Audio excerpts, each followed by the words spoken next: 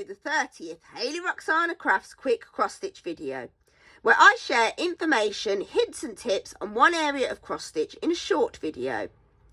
In this video, I'm focusing on how I use cross stitch charts on my iPad. Many cross stitchers, myself included, will often work from paper copies of their charts.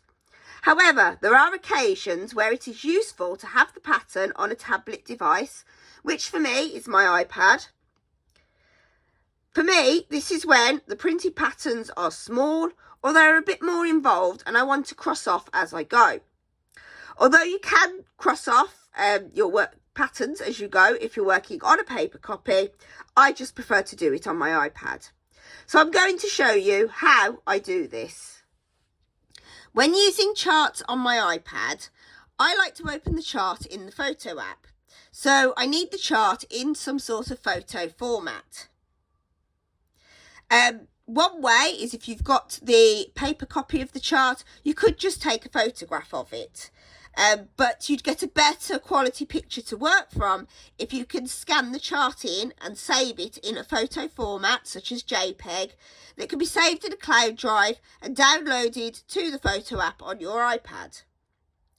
Alternatively, if you have the chart in a different format such as PDF, like this castle chart that's saved on my cloud storage, you can take a screenshot of it that will automatically save to the Photos app. So I can just screenshot this like so, and then I can open that in my Photos app like so. On the photo app, you can obviously zoom in on the chart to make it easier to read. And if you want to mark off the chart as you stitch, you can click on the edit and the markup function to open up the pen selection. And then you can just use one of those pens to cross off as you go. Whilst you could use your finger to do the crossing off, I do have an Apple Pencil that I use for this, which I find helps make the marks more accurate. You can get sort of dupe versions of these, but I don't have any recommendations as I don't know how well they work. So if you wanted to buy a dupe version, I would advise you do your own research first.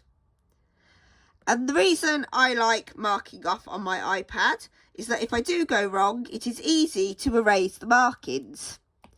So if I say I have stitched this bit here, so I'm going to draw a line through it, and I accidentally go a bit too far, I can easily just use the erase function and just delete that bit off.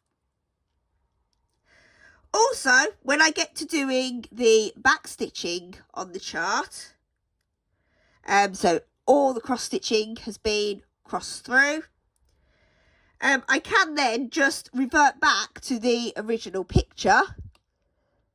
Click that done. Click into the edit again and then just click on revert. Revert to original. That will just give me the blank picture again. And then if I go into the markup function again, I can then select a colour that's different to the colour of the cross stitching. So I could use the black in this case. Quite often when the cross stitching is in black, I will use green to mark off my back stitching. And then you can just mark off your back stitching as you do it, just to help you keep track. Most designers are okay with you taking copies of their charts in whatever format you need, just for personal use. Just like when you photocopy paper versions of your chart or you print out downloaded charts, so you've got a working copy. Never ever share these copies with anybody though, just to be fair to the designers. I'm sure other tablets have similar functions that can be utilised for marking off cross-stitch charts. And there are apps available for crossing off your charts that also count how many stitches you have completed or have yet to complete. But I've never used any of these apps, as most require you to make a purchase or take out a subscription. For me, markup in my photo app is more than sufficient for my cross-stitching purposes. If you have any questions about using your iPad for cross-stitch charts, please pop them in the comments. And in the next quick cross-stitch video, I will share how to use variegated threads in your cross-stitching.